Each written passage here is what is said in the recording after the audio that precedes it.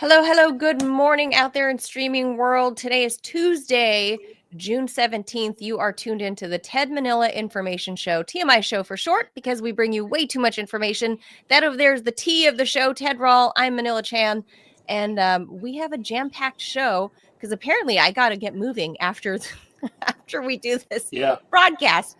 Some personal stuff I got to take care of. Got to motivate. Jeez. I gotta say, Ted, at least this time it's not my own health issue. Yeah, that's true. I think, Manila, you gave it the office, right? I mean, I what? You gave it the office. Your part. You're kind of like not due for anything like that.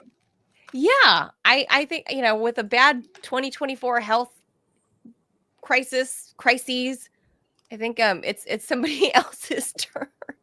Yeah, it's someone else's turn. Yeah, that I gotta go take care of. So apparently, there's much to get to here in this hour. So join us every Monday through Friday. We're on at 10 a.m. Eastern time. Make sure you hit the like and the follow button, the subscribe button, wherever you're consuming this content. It'll really help our little show continue to grow, especially those on YouTube. We know we have a pretty steady Rumble following, and we appreciate you guys, of course, because you guys keep the chat super hot. But to the YouTube world, we're fairly new, so we need your help in getting to the next level of subscriptions. So if you're watching, please hit that red subscribe button and join us. So on today's show, obviously we can't not talk about more Iran-Israel drama unfolding on live TV. We'll tell you about that. Of course, the G7 summit, tangentially tied because, Donald Trump kind of dipped out early. He did the Irish goodbye, Ted, because I'm super racist. I'm using that term. He did the Irish goodbye there at the G7. And then we'll talk about autism. And of course, again, Ted, I insist the Japanese are living in the year 2050 because they've had some breakthrough in some autism research. I think that's a huge deal. I feel like RFK Jr. might be on a plane, an HHS plane, like flying over there right now. Because he ought to be. That's sort of his thing. And then another medical story about the Purdue Pharma multi-billion-dollar settlement. There was drama with that. As you guys probably know, for the last several years, them filing bankruptcy, the Sackler family, and all that drama. So we'll jump into that. And of course, later in the show, our friend of the show, Angie Wong, is joining us to talk about what we believe might be the big breakup between the America First true MAGA base, the populace, versus the MAGA grifters. So we're going to get into that because I think Iran is the crux. I think this is it. Any foreign war is the thing that most MAGA populists are not willing to go along to get along. They are not getting along. But Manila, when Israel attacks Iran completely without provocation in the middle of peace talks and bombs and kills the chief negotiator for Iran, that's Israel defending itself somehow. I mean, I don't know how, but I was hoping you could explain that to me, because that's what they say. So, but so like if I walk up to you in the street and punch you in the face, I'm defending myself from you, and you owe me right, because my existence and walking on the same street as you poses a threat. Inherently. I mean, you could attack any time. All I'm doing is making sure that you're not attacking me. Who could say you weren't going to attack me? Right? I could ninja skill you at any moment. Only way I can really make sure that you're not going to attack me is to kill you. First. In fact, I should really, to keep myself safe, kill everyone and everything else on the planet. That will keep me safe. Then I'm 100% assured that I will not be harmed. That's basically the political calculation. If, Ted, only if you had a much bigger big brother that was going to. But ultimately, I probably would need to kill him too. Because you never know. If you're Israel, the U.S. one day could invade you. They could attack. I mean, the U.S. has done it before to lots of other countries. You could punch me, Ted, but theoretically, then you'd have to be like, John, go get her. Go get her. She's a danger to me. She was walking by. Look at her. It's like, and then John might be like, I don't know, she looks kind of small. No, but she's over there talking shit. This is like the rabbit in Monty Python and the Holy Grail. You never know. It could just be that I run my mouth a lot, Ted, and could be. Therefore, you feel threatened. Mm-hmm. Could be. Yeah. But that's basically, we'll talk about that. And I have a right to defend myself, Manila. I have a right to defend myself. Against me espousing my opinions. And besides which, why won't you admit that I have a right to exist? Why? Because that in and of itself is an existential threat, Ted. Because you have to understand, 1900 years ago, people distantly related to me used to live near where you live, which means that really you're in my house. And so you stole my house, and I have a right to exist. And why won't you share? Why are you so selfish? That's true. I feel like any moment now, some Native American tribe is going to march over to Alexandria, Virginia, and have a word with me about. Well, they would have they would have a claim. They would have a 500-year-old claim. That's like brand new compared to the Israelis' claim.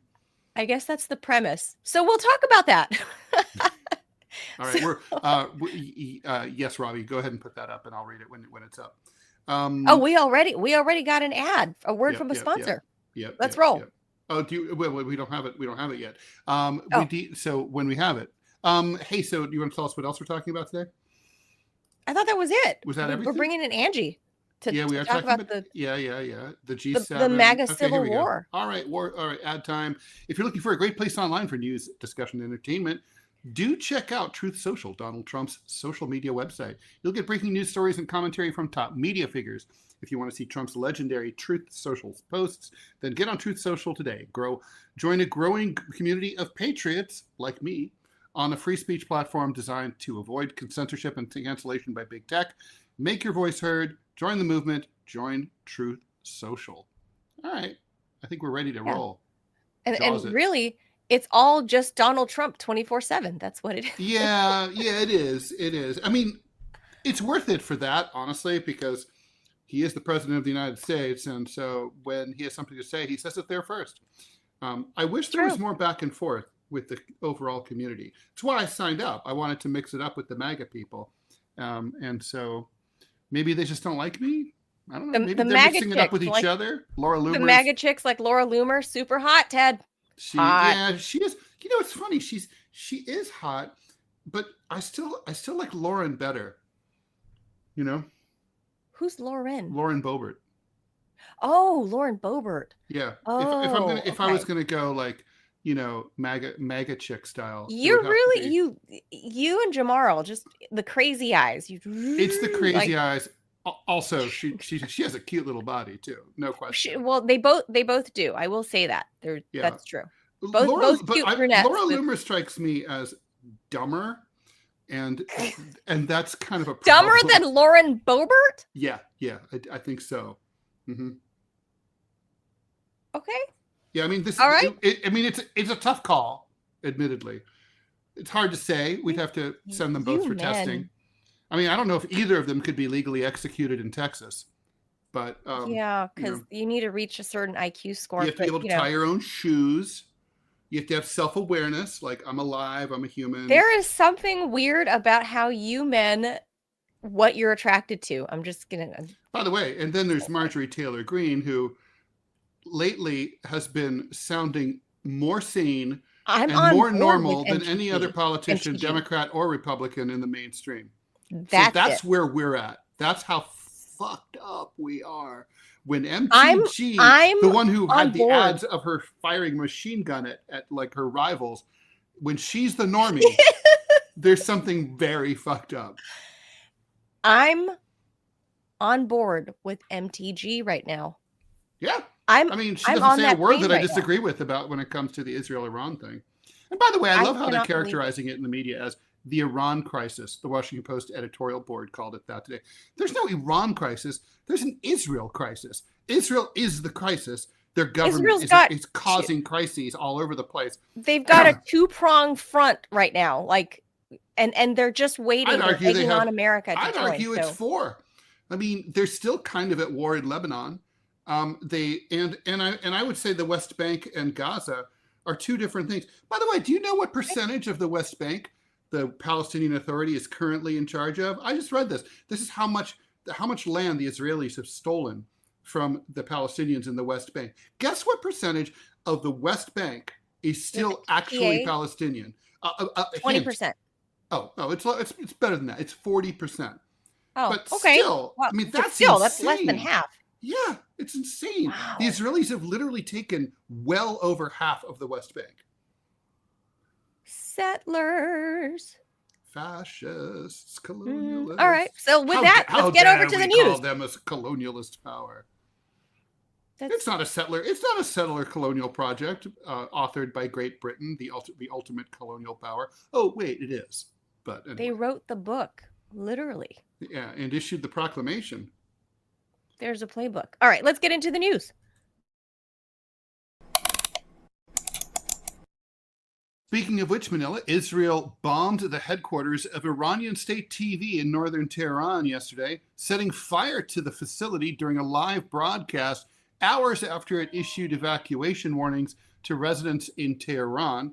Meanwhile, Trump suggested online that everyone in Tehran, 9.5 million people, ought to evacuate. He hasn't seen the traffic in Tehran the way I have, or he wouldn't say that. Israel said the building was being used to hide military infrastructure. This claim has not been verified. Shocking. Earlier in the day, Israel also attacked the headquarters of the Quds Force. That's an elite branch of the Islamic Revolutionary Guard Corps. The strikes came on the fourth day of missile exchanges between Israel and Iran. Since Israel began its war against Iran on Thursday, at least 224 people have been killed in Iran and over 1,400 wounded. And in Israel, at least 24 people have been killed and about 600 wounded. Separately, Prime Minister Benjamin Netanyahu of Israel said that he's totally considering assassinating the supreme leader of Iran, Ali Khamenei. The State Department, meanwhile, has raised its travel advisory for Israel to the highest level of do not fucking go.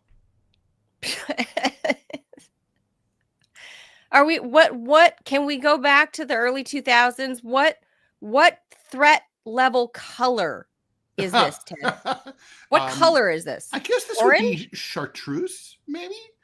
Well, no, this would be red, right? This is red. Is this red? This is red. I mean, it's like that was the Bush Jr. Red. Yeah. Oh, Bush Jr.'s threat levels. Remember those colors, yeah, I remember you guys? The color-coded ones.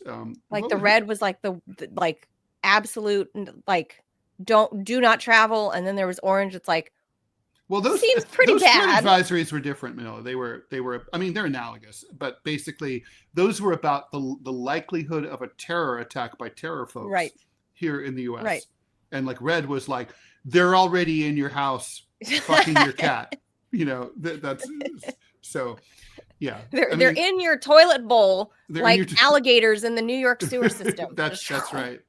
Ready to come up. I knew someone who lived in Bushwick, which was a gentrifying part of Williamsburg, and she was sitting on the bowl one day, and a rat came popping out from the and hit. No. Didn't bite her, but hit her on her tuchus.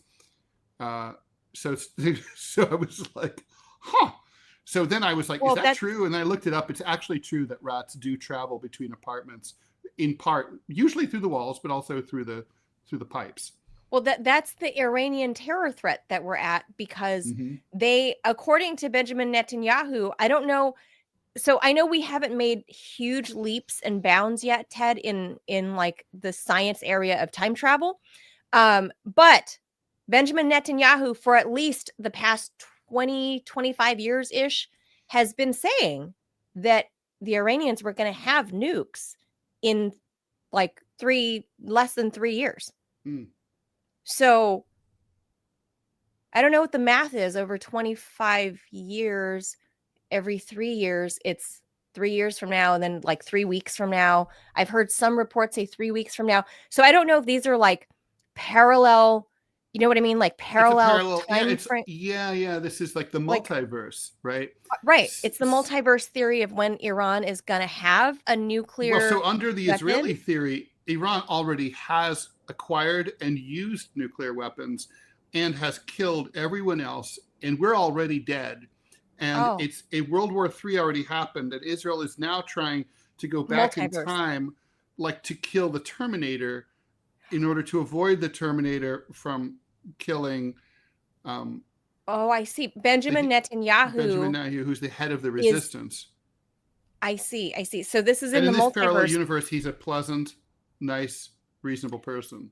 So this is in the multiverse where Bibi is the good guy trying to save humanity from It's Iran. like Spock with a beard. It's like that, yeah. Okay, so that's the world we're living in, and where they're the victims of everyone's aggression. And by the way, it is a war crime to blow up a media facility on purpose. That's true. Not that it hasn't been done before, but it's still a war crime. And we should point out that a friend of the show, we've had on our old Sputnik show, I used to have on my old RT show, Professor Syed Mohammed Morandi was in the building at the time of this hit. There was talk swirling about supposedly he was the target of this. Yeah. Because he is one of the negotiators of the first JCPOA and then the second JCPOA and this round. He is one. I don't know if he's I take that back. I don't know that a negotiator is a legitimate target in a conflict. I mean, certainly I understand killing the generals and people like that. Yeah. So not that I don't think if you don't want the U.S., your chief financier, to progress in making a peace deal, then you kill as many negotiators as you can. Not to mention, it's not that specialized of a skill. It's like, what, the Iranians can't find another negotiator? I mean, what are the Israelis thinking? But really? the fact is, Professor Morandi, was in during the first Trump administration. He was in those first talks to try to revive the JCPOA, and he was part of the negotiators. And his English is excellent, Ted. He came to school in the States and spent much of his young adult life here. So, well, a lot of Iranians who are educated, like people around the world, speak English really well. We're the only country in the world where speaking one language is considered normal.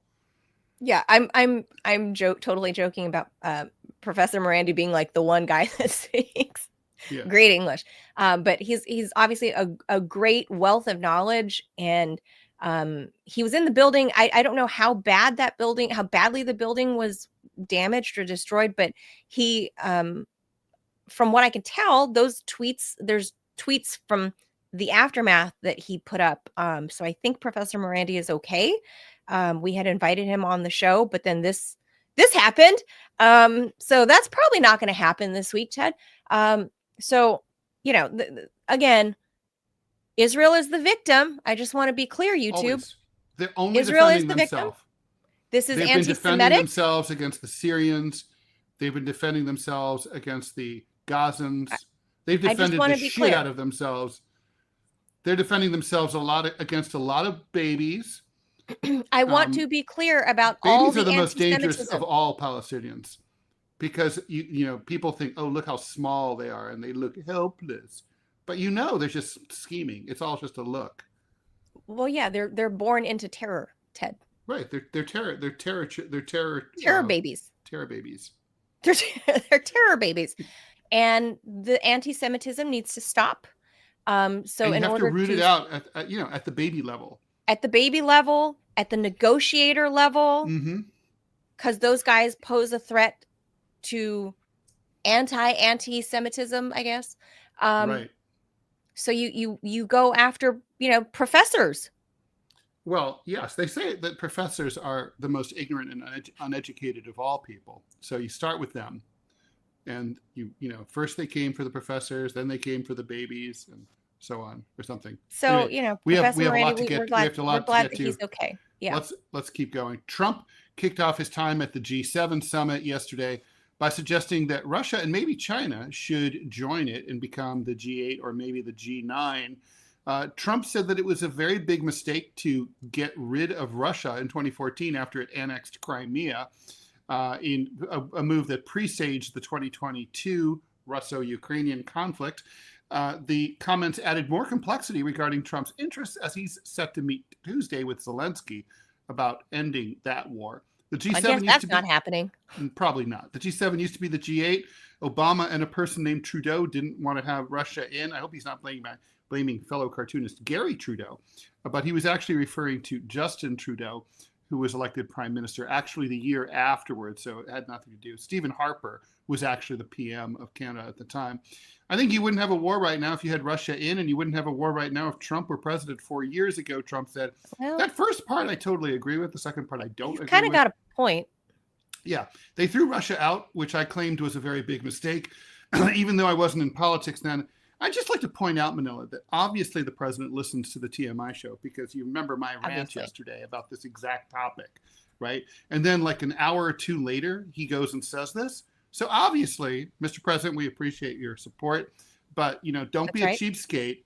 I know you finally became rich, Mr. President. So, hit that like button, hit the subscribe button, the donate button on YouTube. That's true. Let's hit the tip jar. It's like you can spare a couple of $1 million. No problem. And I'll take some of that crypto. It would mean a lot to Manila and I. Yeah, we'll take some of that Trump coin, Melania coin. For sure. Ivanka coin, anything you have. Anyway, Trump added that Putin is no longer at the table, so it makes life more complicated. This is exactly what we were talking about yesterday, Manila. Oh my God. Asked by a reporter if China should also be added. China. Trump said, it's not a bad idea. I don't mind that if someone wants to just see China coming in. I agree it's a good idea. Yeah. It's all the lead. This is retrofitting. Now they're saying the spin, Manila, here is, it's only for democracies and all that. I mean, to the extent that the U.S. even is a democracy. Right. But first of all, Russia is a democracy. They have elections. I mean, I know. But the plus one, don't forget, Ted, they had the plus one yesterday, which is the plus one being Ukraine, who I'm sorry. Where is the democracy there? Not much democracy there. You're running on martial law. There's no elections. You've canceled basically a free press. There's only Ukrainian state media. There are no religions allowed there. None. The state Ukrainian religion is allowed, but all others don't be religioning up in there. Yeah, and opposition politicians are under house arrest or in prison being tortured. So yeah. So why do they get to be the plus one? The G7 was never about democracies anyway. Ostensibly, it was about the biggest economies in the world. That's what it was about. And so, I mean, I'm sorry, you leave China and Russia out, you're not really covering the biggest economies in the world. Right. So, it's not a real premise. Trump is right about that. Anyway, he said that it was important for world leaders to be able to speak with each other at summits. Putin speaks to me. He doesn't speak to anybody else, Trump said. He doesn't want to talk because he was very insulted when he got thrown out of the G8, as I would be, as you would be, as anybody would be. I mean, he's radically simplifying things, as Trump does. But it's also true, what he's saying. There's always nuggets and kernels of hard facts and reality whenever Trump speaks. It's always oversimplified. I don't know if that's how he just breaks it down in his brain, or if he's doing that meticulously to verbalize it to us because I think he understands that Americans really need they need their messaging to have the simplicity of a bumper sticker. It's like a baby bird. You know what I mean? Like Mama Bird. She chews everything up and then regurgitates it. Right. Yeah, so Trump Mama Birding us. Whether he's too dumb to absorb the complex information in a way that's not radically simplified, or he just thinks we are, the effect is still the same. It works because it's simple. It works with most of the public because nobody has time. I remember one time reading that like something ridiculous, like 90% of the time one of your friends forwards you a news article, Okay. they themselves have not read the article. 90%? Mm-hmm. Yeah, in other words, they see the headline, and it's like, it'll be like, Laotian terrorists taking over eastern United States. So I'm like, oh my God, that's a Manila story. Send it right away. But then I don't read it. And I just read the headline. That's all. Oh, wow. That's frightening. Okay, so maybe Trump gets it more than any of us. He may have blundered into it accidentally. Doesn't matter. I mean, I don't know. Well, so the point is, he's not there. He dipped out early. And he's back here in DC, and the Security Council is I don't know, I guess underway. And that was where the big hubbub was, is that did Trump rush back to put together a war plan or put together a peace plan? Now, he's denied the peace plan part. I'm happy he's not meeting with Zelensky, because that blowhard doesn't need any more of America's time or money. But plus Zelensky is still doing so many photo shoots for magazines. He's scheduled for Car and Driver next week. He'll be on Bird he's going Talk. to be driving an Aston Martin. There's been some controversy because his wife is going to be on the cover of Cat Fancy. So, and in the cat community is very pro-Russian. So that's because of the blues. Because of the Russian blue situation. Because of the blues. Yeah, that makes sense. So that makes sense. So anyway, Fish and Tackle, that would also be. Look, I think Field and Stream. I'm not even kidding, Ted. I think he forced himself, like he's the party crasher. He's the +1 to the G7 right now, because he's really pissed that the world's eyes have shifted to Iran and Israel. Oh, that's true. I really think he's pissed that Ukraine's out of the news cycle. I honestly believe that. Like, in fairness, though, it might, we can characterize it that way. But in fairness, from his point of view, he could say, my country's under attack. I'm losing a war. The Russians are about to overrun us. It's a crisis. We need to rally support for. And he's probably freaked out. He's got to be freaked out that Trump's parting words were, hey, you should invite Putin back here to the G7 and make it the G8. Well, I've always said I thought it was a mistake to toss out the Russians. I mean, like if invading a foreign territory gets you thrown out of the G7, how the fuck is the U.S. in it? I mean, why are we in any group? I mean, yeah. Let's keep going though. All right. A landmark discovery by scientists has uncovered a common genetic fault linked to autism. Researchers at Kobe University, Japan, found that many of the mutations associated with autism appear to disrupt the brain's natural maintenance system. It's a process that clears out waste and damaged material from your brain and allows your brain cells to function the way they're supposed to. When this system fails, as the study suggests is the basis of most cases of autism, the waste builds up inside the nerve cells, which damages their ability to send and receive signals. This breakdown might explain some of the core features of autism: difficulties with learning, language, and social skills. The research published in Cell Genomics focuses on identifying which kind of high-risk genetic variants actually do what they do inside the brain. Scientists have known for years that certain mutations are more common with victims of autism, but until recently there was no standardized way to study those mutations or their effects. To fix the problem, the Kobe people created a library of 63 engineered cell lines which are genetically identical, allowing researchers to conduct consistent experiments. Each one carried one of the mutations most strongly associated with ASC, autism spectrum conditions. They were created using mouse embryonic stem cells, which have the unique ability to develop into any kind of tissue, including brain cells. To introduce the mutations, they used CRISPR, which edits genes and allows precise changes to DNA. They then modeled autism in the lab, basically creating autism in a dish. From these modified autism cells, the team then grew new kinds of brain tissue and even generated adult mice with the same mutations, which allowed them to study how the genetic mutations affect both the brain structure and the behavior over time. Across many of the mutations, they found out that the brain's waste disposal system wasn't working. brain cells, particularly neurons, which carry the electric signals bouncing around and control thought, emotion, and behavior, we're struggling to get rid of the faulty internal components. A lack of quality control of these proteins may be a causal effect of neuronal defects. In other words, autism, but not just autism. These same mutations are also found in people who have bipolar disorder, schizophrenia, and other mental health issues. As the authors say, interestingly, the genetic variants we studied are also implicated in schizophrenia and other neuropsychiatric disorders. So, people have been, there's no question there's been a huge a big spike in autism diagnoses. And it's been very controversial. People who in the anti-vax community have long been convinced that their children were impacted by the mercury used to preserve vaccines and so on. Big Pharma and the government have said that there's no evidence of that, and that controversy has raged, and this may not settle that, but we do know there's a lot more autism than there used to be, or at least more diagnoses. And so the question is, A, why? B, like how? And C, how can it be fixed?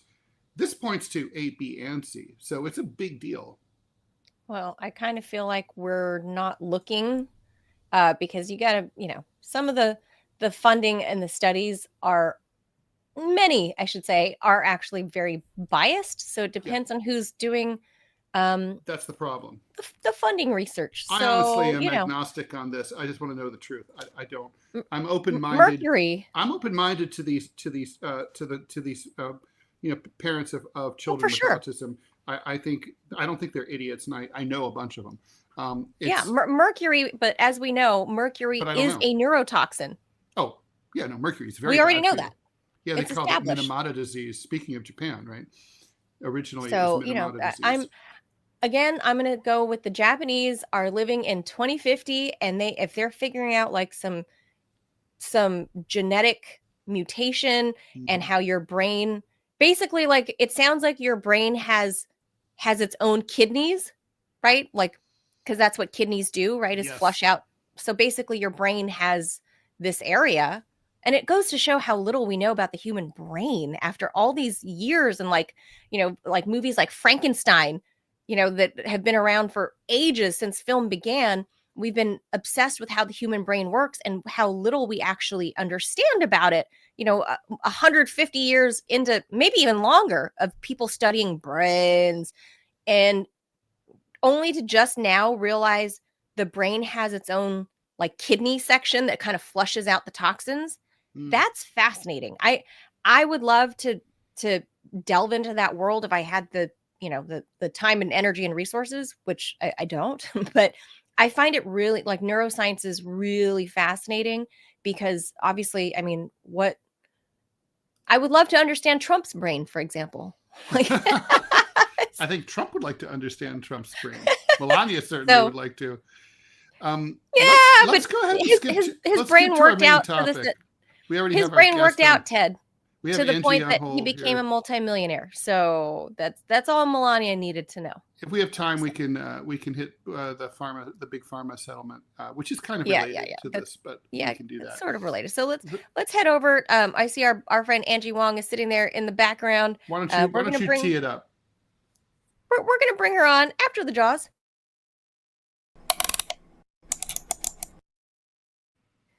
Angie. All right. So the thing that we're bringing Angie on for is, I would say, a lot of people have been talking about this for a long time, Ted, for not a long time, but at least the last couple of months, is that there is this fracture within the MAGA community. And I would argue, and this is my own assessment, is that there are a lot of political elites out there, like Lindsey Graham, for example, or in so-called conservative world, like Ben Shapiro, who were never Trumpers. Well, they're old school Republicans, right? I mean, they're super neocon, like, scratch them a little bit deeper and you find John McCain.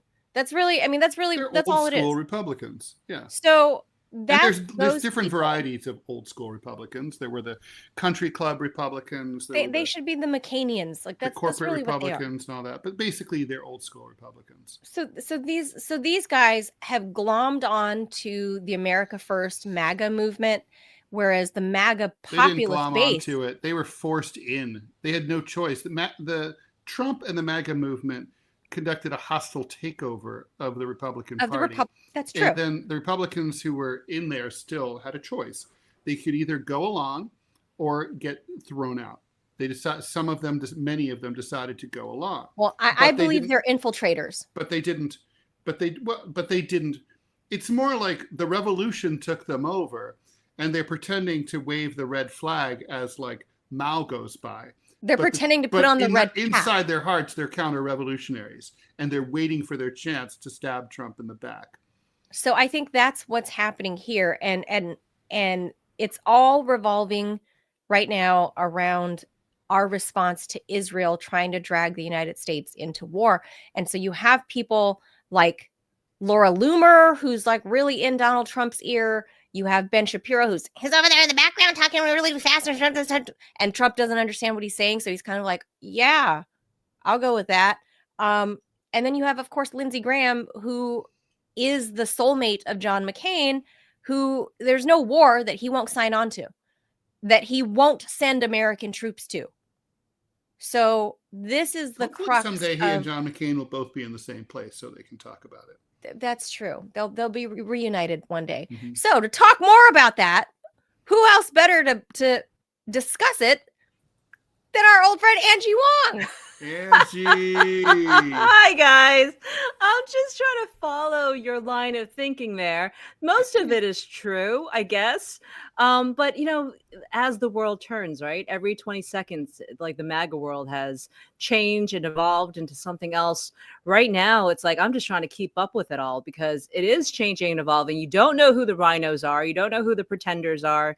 And even that's changing because Elon Musk threatened to open a third party and he could finance it. So like you're seeing that fraction as well of people going, that might be a good idea. So it's right now Trump's in power. He's going to be there for the next 4 years. We're going to follow our leader and we're going to see where all of this goes. But we've got, it's like every 20 seconds, the news cycle just evolves. So, Angie, okay.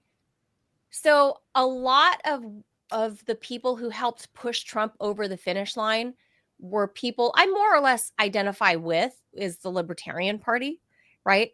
They played a huge role in gathering their supporters to not vote for their own candidate, but vote for Donald Trump. But now the Libertarians, like comedian Dave Smith, has turned on Donald Trump because of Trump's incessant position on backing Israel, no matter what Benjamin Netanyahu does. Dave Smith is, I would say, the de facto leader of the Libertarian Party right now. And he's turned on Trump. He's calling for his impeachment. He's saying, like, if Trump does this, if Trump sends troops on behalf of Israel, then that's an impeachable offense. What do you say to all those libertarians who are like, yeah, this is not America first. This is Israel first? I don't know if that's what people are saying, but if libertarians are saying that, guess what? Trump's going to be in office for all 4 years. There's nothing David Smith or anyone else is going to be able to do. He has been elected. He's there for a 4-year term. David Smith can't impeach him. Under what jurisdiction can he impeach him?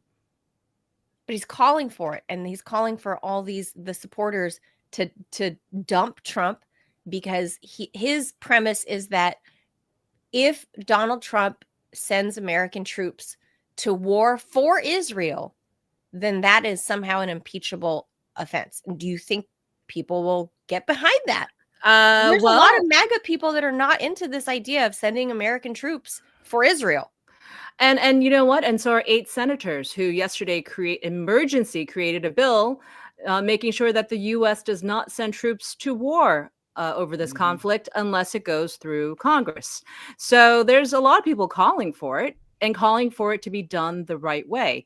If we were to march into another conflict over there, and it seems like we are getting dragged in overnight, there's been lots of military activities, lots of our U.S. equipment and military and aircraft carriers and planes and everything headed into the Middle East. So we're seeing all of the posturing, but maybe that's all it is. Maybe it is just all posturing. People, I've learned throughout the Trump years to not react right away. It almost like you have to give yourself 48 hours to react to any of the news, because what we do know covering wars is that the media is being used all day, all night to push a war agenda for politicians, right? We've seen this over and over and over again. We are used to push a message, to fearmonger, to give whatever is coming out, but we have no evidence of it. I mean, have you seen like the underground nuclear, advancements? Have you seen, I've even heard that things were being buried in mountains. Like, have you seen this? Can you verify this? No, that's true. That there's no question that they have nuclear research facilities, buried under the mountain. The only question is, what's in those facilities, right? Like, is it just nuclear power and nuclear research the way the Iranians claim? Probably is. I tend to believe the Iranians, because for the simple reason that they never had to be part of the Nuclear Non-Proliferation Treaty. They joined it voluntarily. They don't. It's kind of like they could just say, we're not interested and we're going to become a nuclear power. They're not breaking any law or anything. It's like they have every right to have a nuclear weapon if they can. And there's no law against it. I mean, lots of countries have them. Nobody asks permission. There's no nuke license that you apply for and that you get. There isn't. So I mean, you and I couldn't get one. No, well, I mean, I could hook us up. Clovis could probably help. But Angie, I mean, I think Trump is obviously in a very difficult position here, because I think it's very clear he does not want to get involved in this Iran-Israel conflict. It's also very clear that he opposed it. He asked Bibi Netanyahu not to do it. He said, at least let the talks play out. The Israelis went ahead and ignored them. And then Trump had Marco Rubio issue a statement saying that the Israelis did this unilaterally. We're not involved. So it's basically the messaging is very clear. And he was also asked by Netanyahu, hey, we'd like to whack the Ayatollah. And Trump said, no, the Iranians haven't killed a single American. We're not going to get behind that. We veto that. So, but at the same time, obviously, he's got the pressure from the neocons in Congress, among the donor class, inside the traditional old-fashioned GOP, who are like, Israel no matter what. Israel is defending itself. So he's getting the squeeze, right? I mean, Trump is getting it from both sides. He has his base that's not pleased about the idea of going to war for Israel. And he's got the OG Republicans who are pro-Israel no matter what, not to mention a bunch of Democrats. So, I mean, he has to thread this needle, right? I mean, maybe. Is that not how you look at it? I actually don't know. I mean, I'm kind of reserving judgment on this. Ted, do you remember a year ago, we reported on our old show about the helicopter crash near Tehran that took out the president, the foreign minister of Iran, a lot of his deputies, a few Ayatollah members, his security, everything like that. Mm-hmm. They were, I mean, like right afterwards, I thought there was going to be a regime change, but no, it was like a triple down. Like, no, we're going to go full force on our agenda. Even though you took out our top people, whoever came in next, I'm sorry, I don't remember the latest president's name. They just continued onward. So I think that, I think back on that day that would have been a moment where things could have turned around for Iran. But it didn't. I think it's the opposite. I mean, it went further. I've been to Iran, and the government is not popular. It's probably, I would guesstimate, 15 to 20% of the country is enthusiastically supportive of the government, which is pretty bad. The Iranian people, they're nothing like this. Okay, they drink, they smoke, they party. They're wild people. They have dog parks. They have all the dog parks we saw. They are They don't like their government, but they're also patriotic and nationalistic. And when Israel, who's the country that they hate the most, is like pushing them for regime change, that's pushing the Iranian people into the arms of the regime. It's literally like, it's almost like Israel is working for the Ayatollah and like and helping them. I mean, literally, it's the last people. Like if you left Iran alone to its own devices, got rid of all the sanctions, reintegrated it into the world economy, had lots of tourism where they got to meet Americans and Europeans all the time, then the government would crumble of its own accord. Ted, you just have to stand back and watch.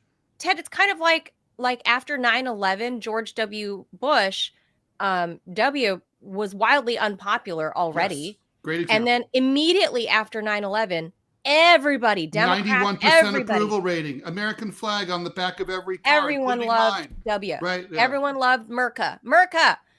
And then, you know, a couple of years later, we're like, he had a 38% WTF. approval rating before 9/11. Yeah, no, that's right. Right.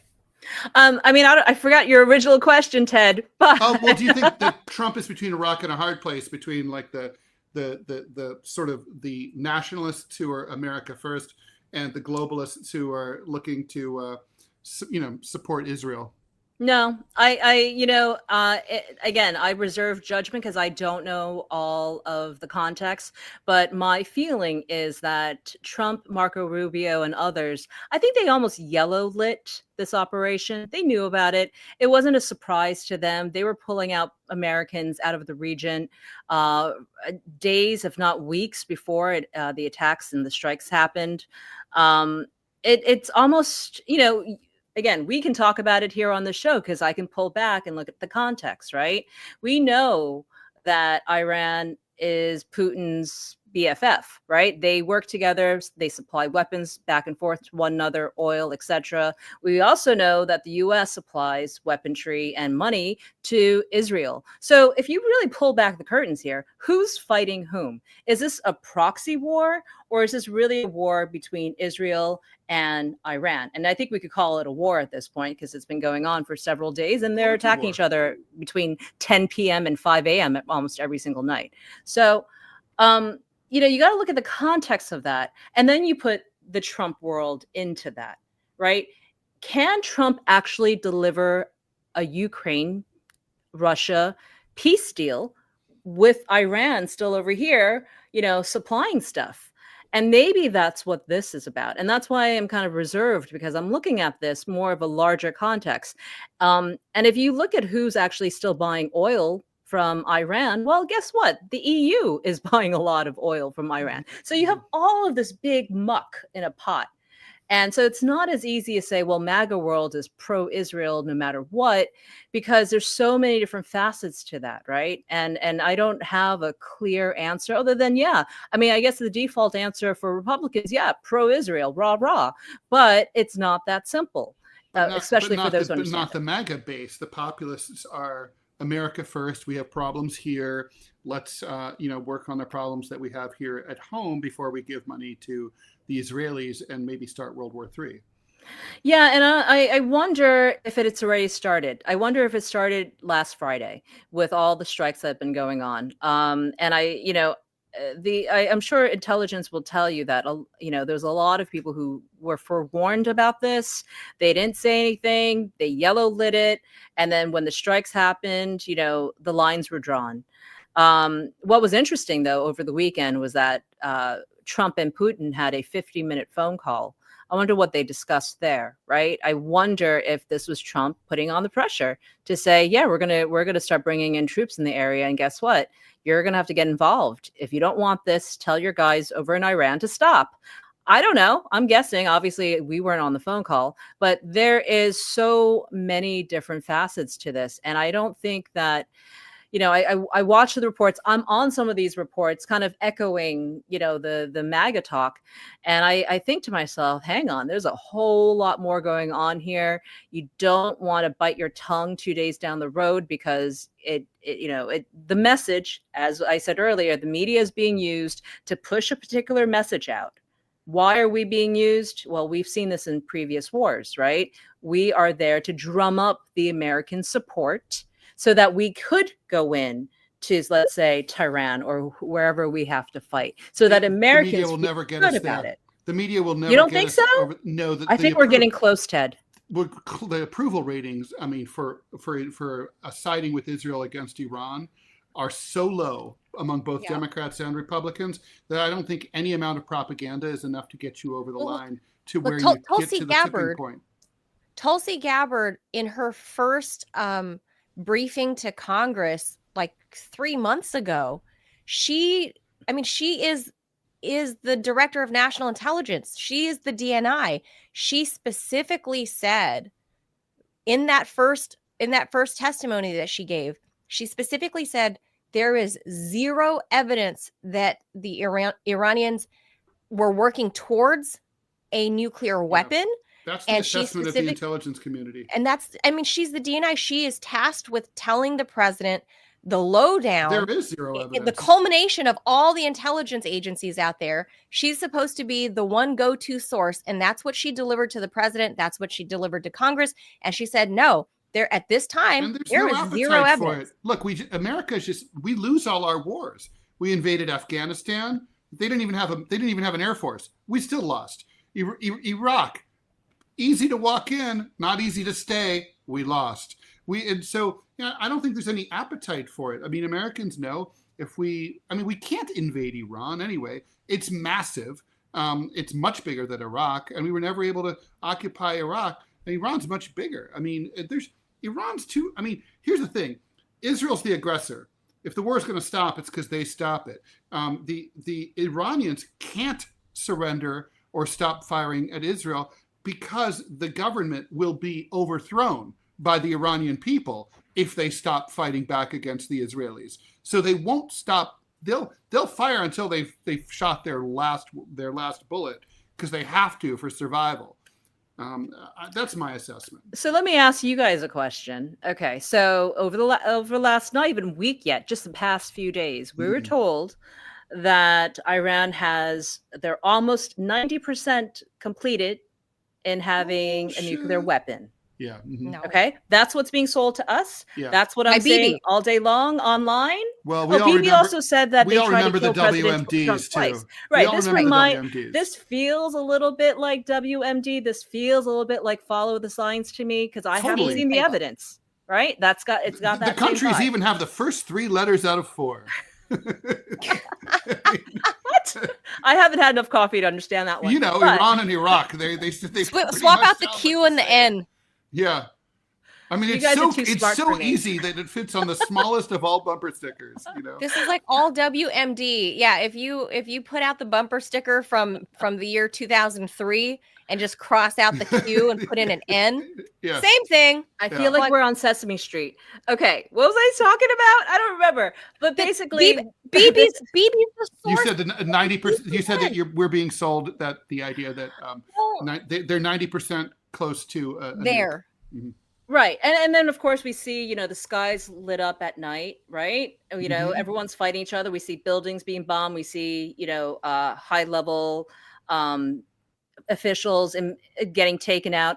So we're seeing those imagery. We're being told we're marching towards war because they have a nuke and they're going to go after Israel because that's their number one target. We're also told there's 700,000 Americans in Israel right now. All right, we're told all these things. At what point do we just go with it and we believe it? Because I'm hearing it all day, all night on Twitter, as I'm sure you are. We're all hearing it. Tactic as 2003. That's the thing. Wall-to-wall coverage. Iran has a nuke, but nobody is bothering to play the actual testimony from Tulsi Gabbard, literally less than 90 days ago, of her saying, there is no nuclear weapons play it, and they're not and they're not going to play it. Angie, why? Why don't you guys play it? You've got a show here. Okay, but the point is, it needs to be on like Fox and NBC and CNN and MSNBC. But it's not going to. But it's not going to happen. But so to answer your question, Angie, I think we're just like it's a different sort of set of circumstances.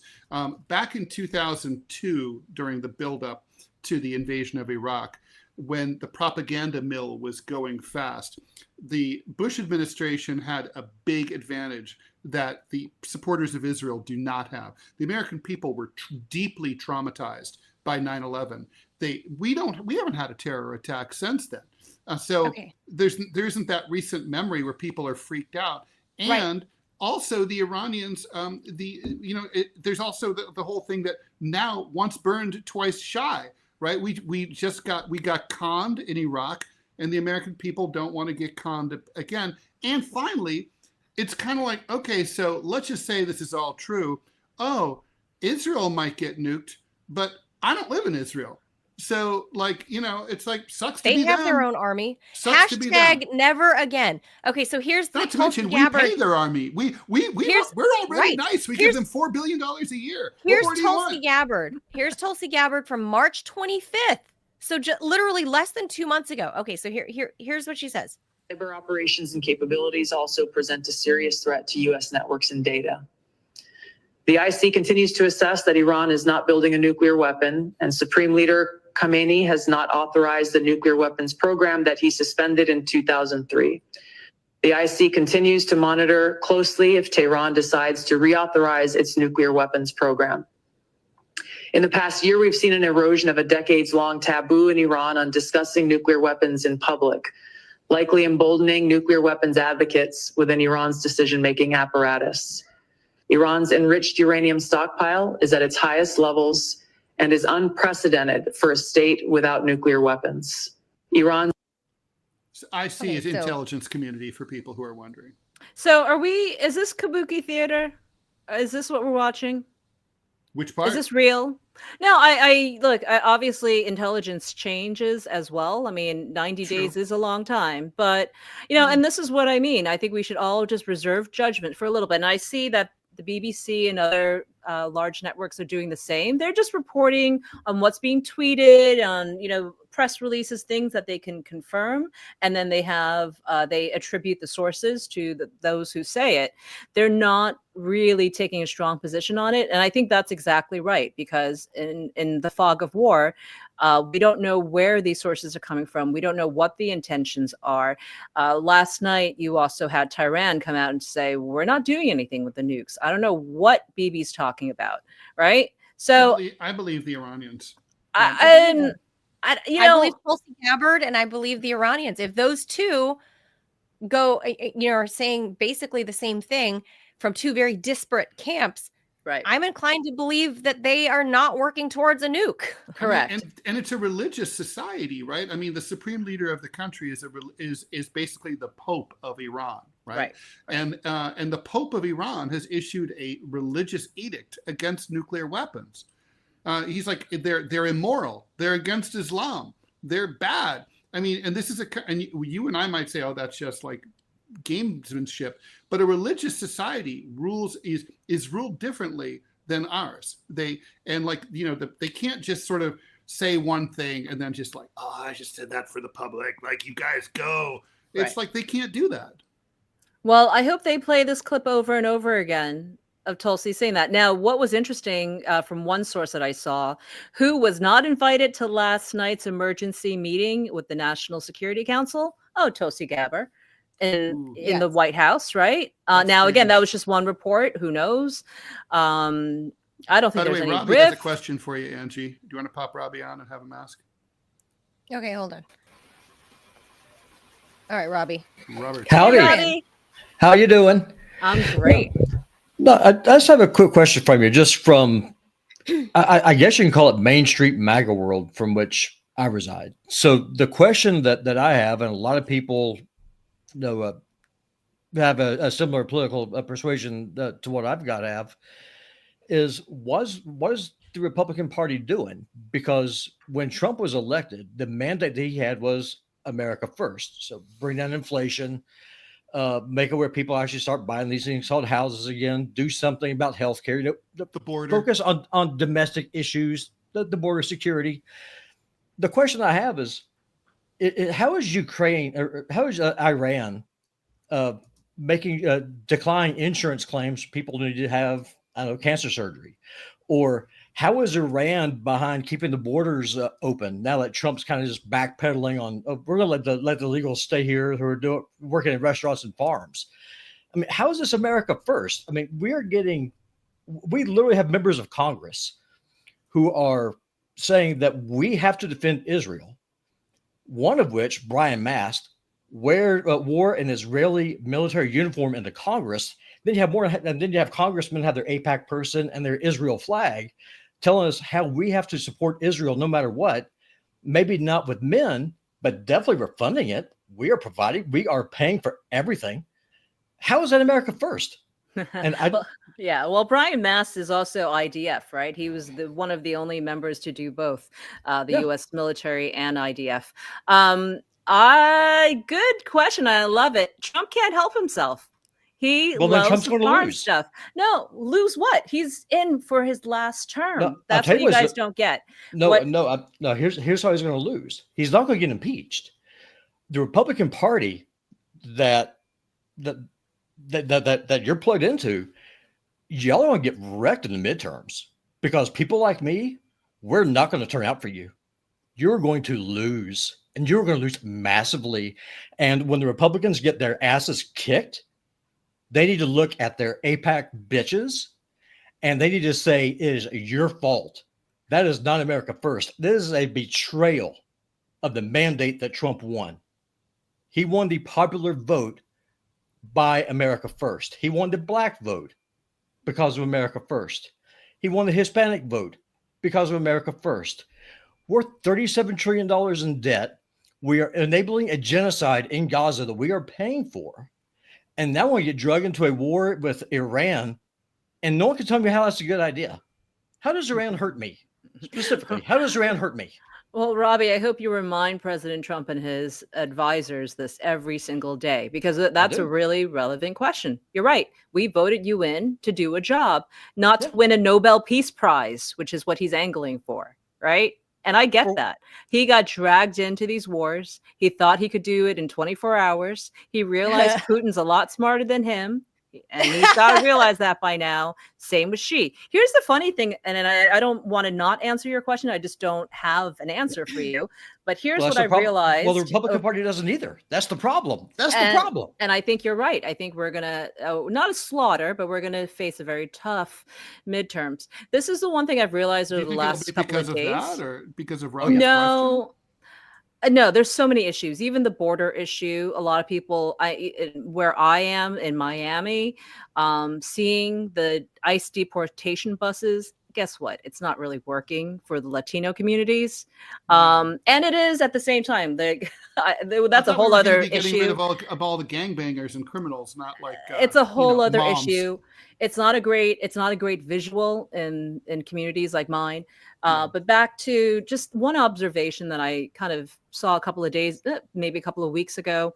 I realized that Trump wants exactly the same thing Putin and Xi wants, right? Which is expansionism. All three of them are going for exactly the same thing using three different methods, right? Xi wants the South China Seas, maybe Taiwan, even though that's questionable because pretty much China's all in there anyway. Putin wants Eastern Europe, and Trump wants Greenland, Canada, Panama Canal, and the Gulf of America, right? So essentially, the Western Hemisphere. Essentially, what does Israel want? All kind what does of Israel want? Israel? What does Israel want? Because ultimately, I don't want to speak on behalf of Israel, but essentially they want to exist and they want more. That's a big issue. I think, in my opinion, I think they want all of Gaza stripped back, and they want to push the Palestinians completely out of there, push them into Egypt or push them somewhere else where they can now build a nice beach resort. I know Ted has said that. I've taken his words out of his mouth, and have the Hiltons and the Marriotts and everyone go in there and and have the Riviera. But so I mean, we can't use the word imperialism, but that's kind of what's going on here. I think they're all calling each other, going, "Hey, how are we doing this? Are we going to do this through war? Are we going to do this through the art of the deal? Are we going to do this through kind of economic incentives and just kind of build it out and just own it later on?" You know, it's like these three mega leaders. I mean, Angie, I like your theory. I actually think there's a lot to it, and it's kind of reminiscent of these are kind of all pretty old guys who at least have some memory of World War II. At least, you know, they grew up when they were kids. World War II wasn't very long ago, right? World War II ended in 1945. Trump was born in 1946, right? So it's like at the end of World War II, at the Yalta Conference, the great powers, the U.S. and the USSR, got together and carved up the world into spheres of influence. There you go. And I think that is the vision of these three guys. Now, the thing is that in that world, little countries were considered pipsqueaks to be left out in the hall, like during the Treaty of Versailles in 1919. You guys wait. The big boys are inside with the cartographers. We'll figure out what your country looks like if you get a country, if we decide that you get a country. Is that what happened? Israel is a pipsqueak in this equation. They are supposed to be waiting out in the hall. No. It doesn't seem that's the thing that doesn't fit here. Israel owns the United States government because they control Congress through AIPAC. If you pull a Thomas Massey, he's a rarity. He is constantly poking his finger into the eye of the Israel lobby, and he's the one that survives. Most people are afraid of getting primary. Be broken at some point, right? Like if Trump or someone else or a Democrat were to stand up to the Israeli lobby and just be like, you know what, fuck yourself. Nothing would happen. Nothing would happen, and everyone would see it. And then it's like AIPAC would just threaten to primary everybody. Oh, my beautiful evil! And the Israelis, AIPAC would melt. AIPAC would just threaten to primary everybody and put money behind these primary elections of any congressman that stood up to them. But they don't have the support in the United States anymore. Like Trump would say, they don't have the cards. They used to. They don't anymore. I mean, approval for Israel is at an absolute record low since 1948. People do not like Israel anymore. It took a long time, but here's a problem. Here's a problem with that theory, though. You're assuming that people in Washington, D.C. give a damn what people on Main Street think. Oh, they don't. I don't assume that. They do not. But I think they care about what the donors say. But I believe in opportunity. And I think if you're a politician, you're always looking for like a grift. You're looking for a way to win where other people are losing. And if you're like the first one who sees it, like Trump was the first person to see some things. Like you don't need, for example, you can win with an entire presidency with just social media account, right? You don't need Trump. You don't need stump speeches. Trump proved that. He saw that. Stump speeches are stupid. Go and just do rallies everywhere. If you're the first politician who sees, like, you know what? I could tell the Israelis to go fuck themselves, and I'd be fine. That's an opportunity for you. But Miriam Adelson gave him over $200 million. Mm-hmm. So he's indebted to her. It's a different world. We're in a post-genocide world now. The Gaza thing took a long time to really sink into the polls, but now it's there. Angie, with this, and I'll go away after this, let the smart people talk. Right now, with the dust up that's kind of going on between the populist right. So y'all mentioned Dave Smith earlier. We've got Tucker Carlson. You have that walking dildo, Mark Levin, just going out, just blasting Tucker, calling Katarlson. Like I just think he's trying to be cute. Who do you think is going to win the soul of the GOP? Is it going to be the populist right? Or is it going to be the country club neocon types like Ben Shapiro and the walking dildo? Oh, gosh. I'm dead serious. Bobby's an anti-baldist. He's a baldist. So my son turned 16 this year. I have a vested interest. If I do not want my son getting drafted when he turns 18 to go fight some other godforsaken war in another place in the world that most people can't find on a fucking map. I'm sick of it. That's not America first. We can't even pay our freaking bills here. I'll never be able to buy a house. Odds are my son won't either. Yeah, that's not America first. Yeah, and you cannot just keep doing this forever. Whoever can address that problem is going to Yeah. win politically. Yeah, I 1,000,000%. And that solution can't come fast enough. I know what you Sure. mean. I'm like wondering if I even want to put my kids through college at this point because it's so expensive, right? So there's I know there's we have a lot of issues Yeah. here. So who And wins? who Tucker, wins? Tucker or Levin? No, Um, is it going to be Ben Shapiro's party, or is it going to be Tucker Carlson's party? I think Zoran in New York City as mayor is good. No, and this is going to be the test. I hope so. From your This lips is to going God's to be ears, the Andrew. test because we're going to see whether or not someone like a Zoran, who no one has heard of until very recently, with a social media account, Don't mess with the Zoran. right, who is basically saying no rent, free rent for everybody in New York City. Right. I wonder if that, I know, I think, Robbie, everything you have said, I can see hardcore MAGA people going in that direction because they can't afford groceries. Yeah, here in New York City, we have that. It's basically a flip side of what's going on within the civil war within the GOP is fascinating because both sides seem pretty evenly matched. So it's not clear who's going to prevail. Yeah, I don't know if there's a civil war happening. There is. I think Tucker is trying to pick fights with everybody right now. Why? Because he's trying to stay relevant and in the news. He realizes his little podcast. It's not, well, his podcast isn't really, picked up some numbers early on, but it kind of like scaled down. And now, so he's trying to partner up with those who make the news. Now, Mark Levin, I get what Tucker is saying because I have a lot of Jewish friends who keep writing to me, and I really feel like I'm like their therapist, or they are just like, they just need me to believe in the folklore. And I didn't grow up in a Jewish household, so I don't understand that, these guys are Satans and these guys are monsters, because I didn't grow up with the same rhetoric spoken to me for 4 decades, right? And they have, and they're trying to make me just convince me, like, okay, you go on air, you punch out the Iranians, and you do this, and I'm like, why? I just leave me alone. But Mark Levin has the platform.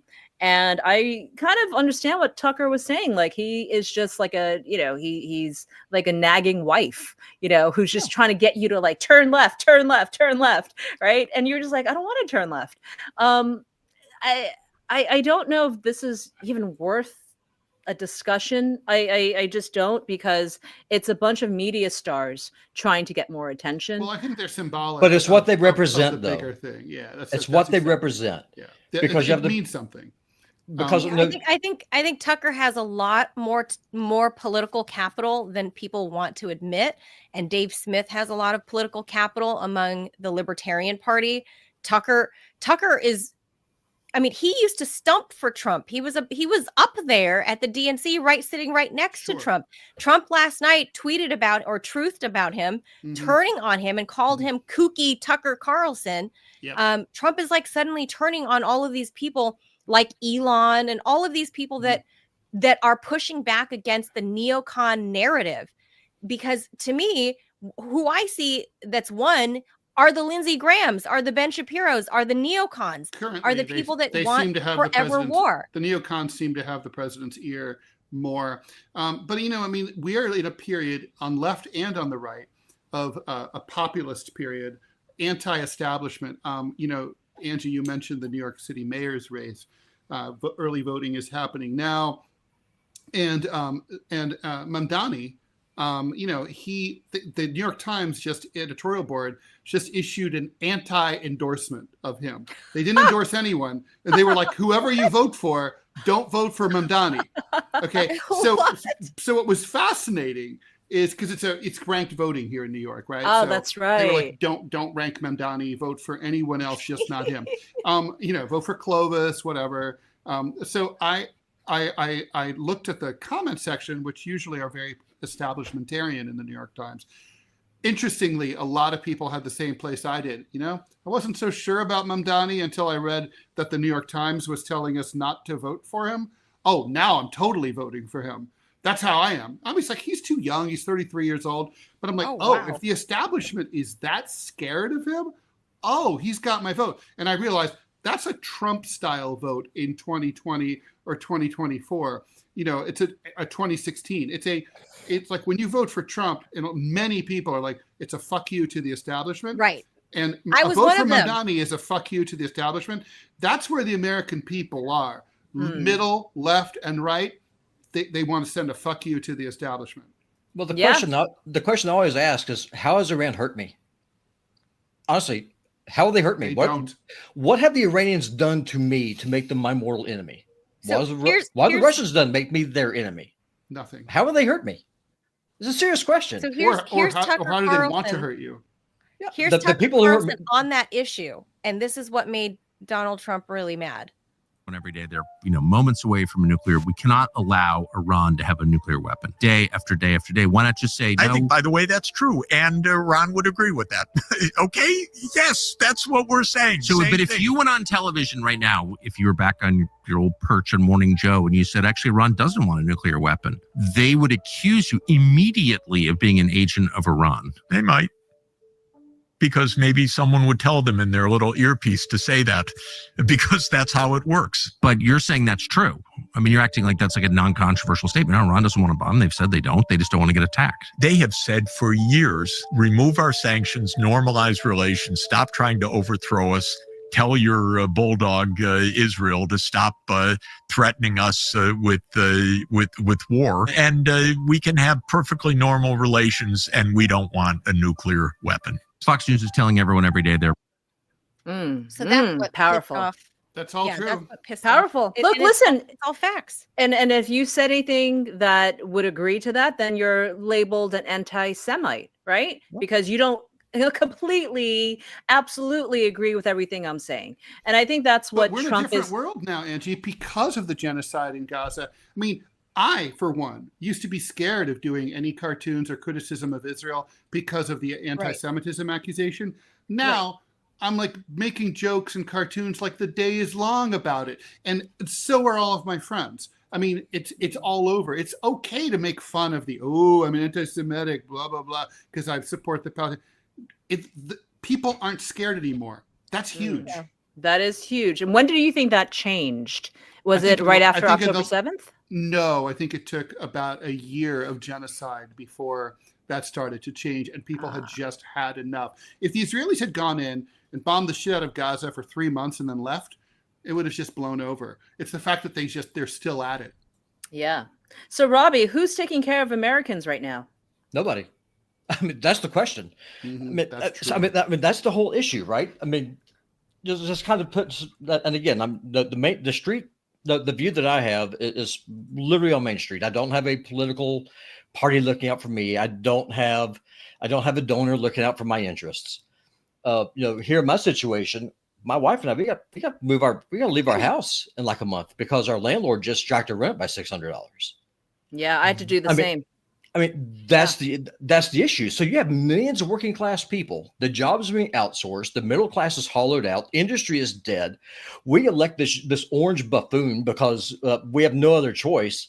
He's saying all the right things. I will fight for you. I hear you. I will listen to you. He gets in, and then he immediately turns into John McCain. It doesn't matter who you vote for.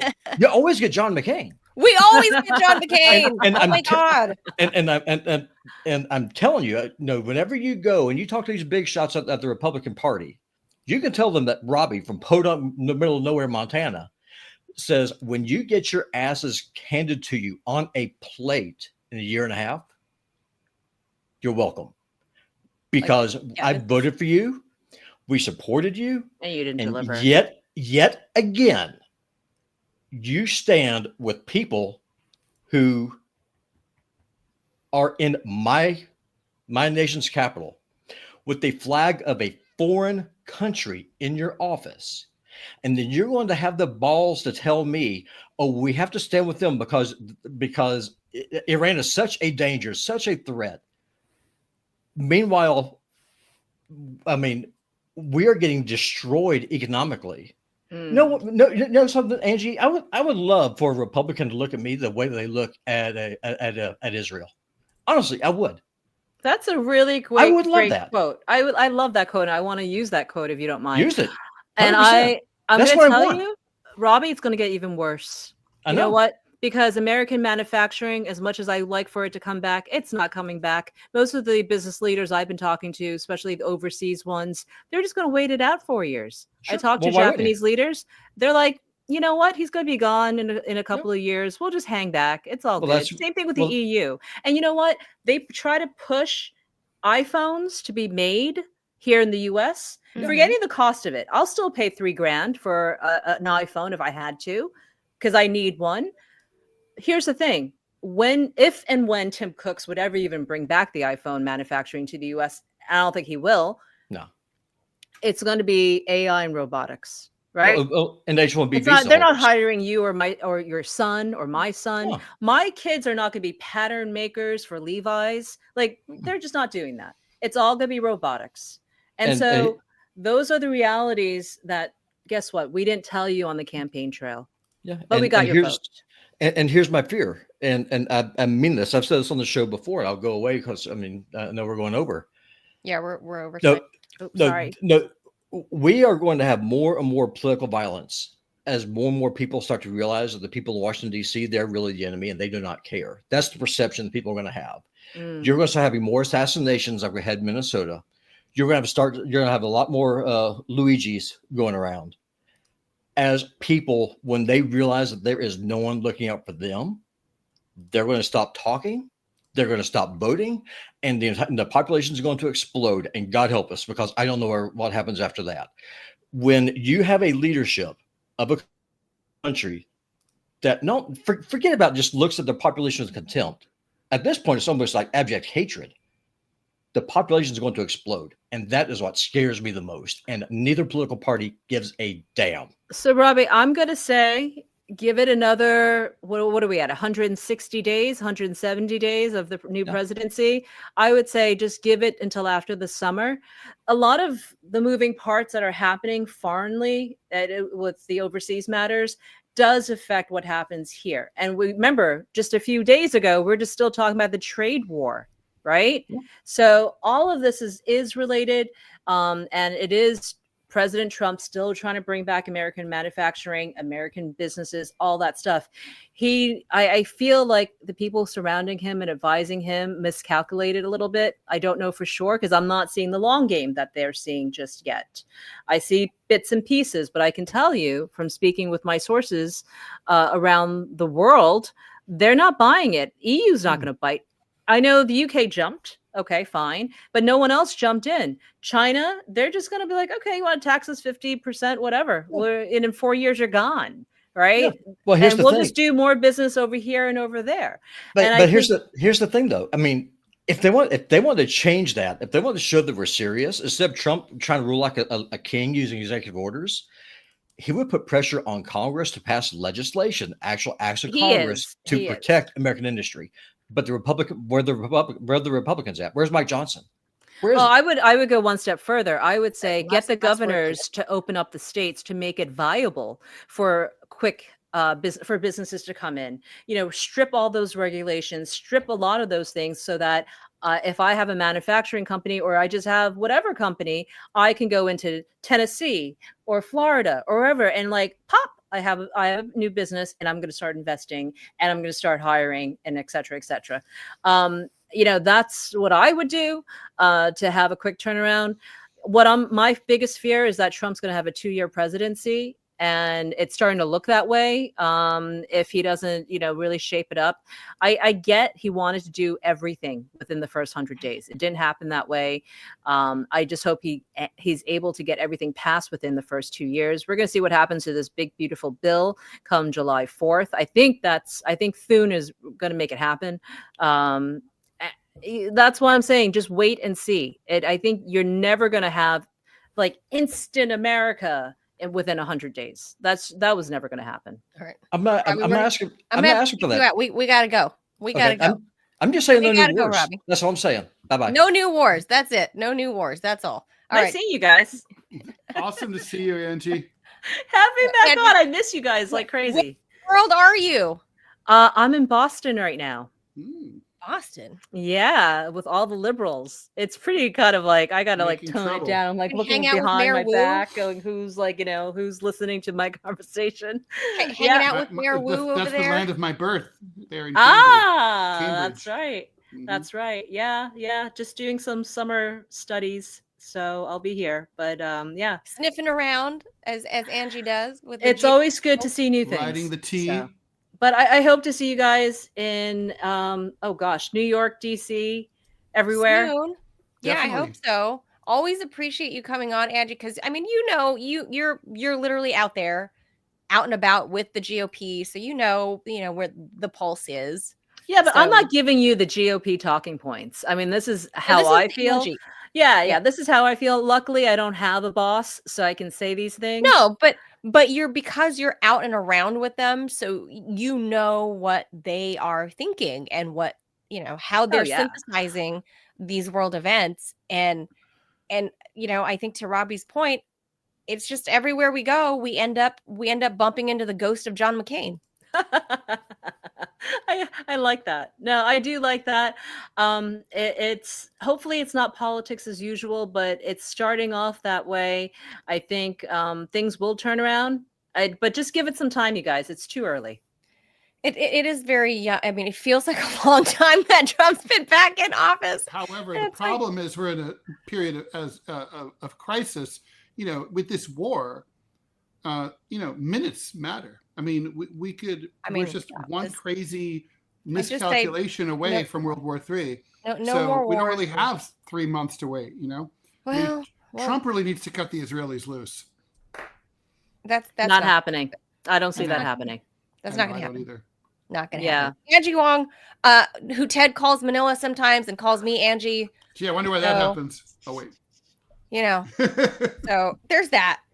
Angie, appreciate your time. Have fun in Boston. Let us know when you're back in our neck of the woods, here, there, where Ted is, your motherland in New York. Yeah, hopefully I'll be taking you guys for a drink soon. So thank you again for I hope having me. so. Thank Bye, you, Angie. Angie. Bye guys. Bye.